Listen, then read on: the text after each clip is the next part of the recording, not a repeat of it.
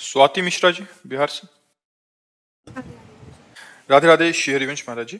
महाराज जी, संसारिक जीवन जापन करते हुए, मोह माया में जीते हुए और चकाचौंध की लाइफ जीते हुए भी हम क्या भगवत प्राप्ति कर सकते कर सकते हैं। नाम जप कीजिए और सब में भगवान की भावना कीजिए, इन दो बातों से भगवत प्राप्ति हो जाएगी।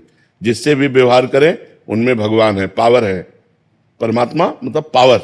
जैसे हाइलोजन चमक रहा है, लाइट दे रहा है, पंखा हवा दे रहा है, लेकिन दोनों में बिजली एक है। कूलर, फ्रिज, एसी ठंडा कर रहा है, लेकिन हीटर गर्म कर रहा है, पर बिजली दोनों में एक है।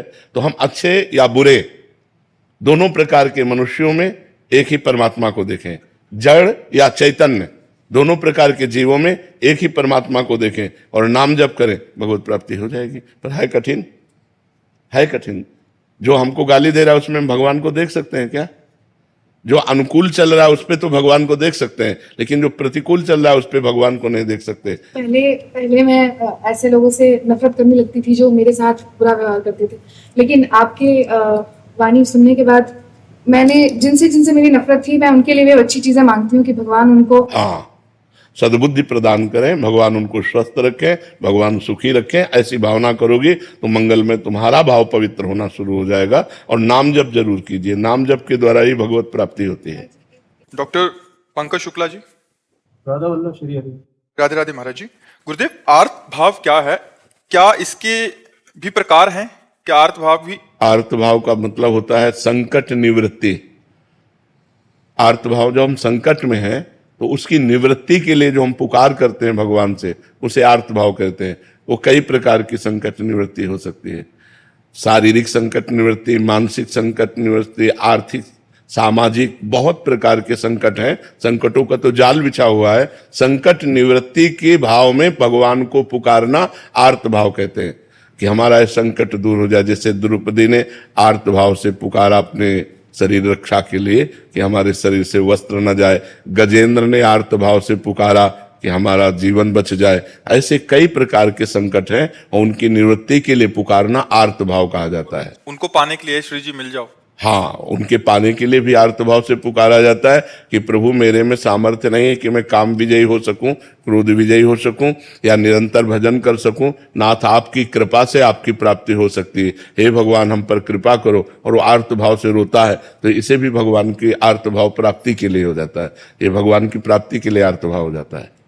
गुरुदेव, रोज रात को कई वर्षों से रोज रात को बैठता हूँ कि आज तो प्रभु को पाके। हाँ बिल्कुल, लेकिन अभी कनेक्शन सही नहीं मिल पा रहा।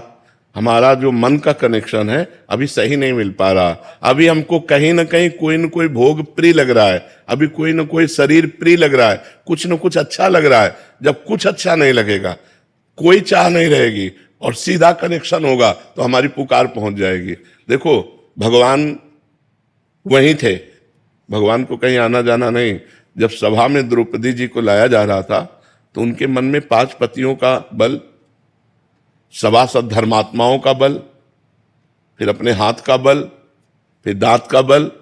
जब देखा कि कोई आश्रय काम नहीं करेगा, तब भगवान को पुकारा।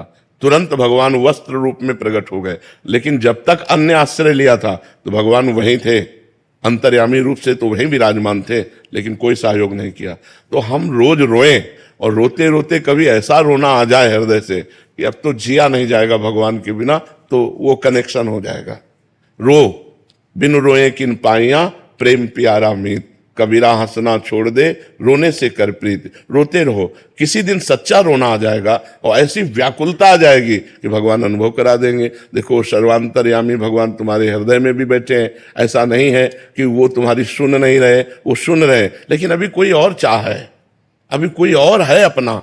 जब मेरे तो गिरधर गोपाल दूसरों न कोई, ये हृदय में बात आ जाएगी और व्याकुलता पूर्ण हम भगवान को पुकारेंगे तो निश्चित वो दर्शन देंगे। जैसे अपने काशी के घाटों में भूख प्यास कष्ट सहते हुए रोज आज महादेव मिलेंगे, आज महादेव मिलेंगे, रोज आशा रहती, और एक दिन ये आशा पूरी हुई। तो ऐसा नहीं कि भगवान हमारी आर्त भावना को नहीं सुन रहे, लेकिन जब तक कोई और है, वस्तु व्यक्ति स्थान कुछ भी और है, तब तक भगवान दर्शन नहीं देते। जब केवल भगवान रह जाते हैं तब भगवान हमारी बात सुनते हैं। थोड़ी देर डर लगता है कि प्राण ना निकले उसके पहले ही। नहीं, अगर प्राण भी निकल गए तो काम हो जाएगा, क्योंकि आप रोज भगवान से प्रार्थना कर रहे हैं और भगवान की शरण में और नाम जप कर रहे हैं, तो ये व्यर्थ नहीं जाएगा। ये तो अविनाशी भावना है, ये तो आप भगवान की बैंक में जमा हो रही है, तो आपका कल्याण करके ही छोड़ेगी। ये आपको अब फिसलने नहीं देगी, ये आपका निश्चित कल्याण कर देगी। आप निर्भय रहिए, निश्चिंत रहिए।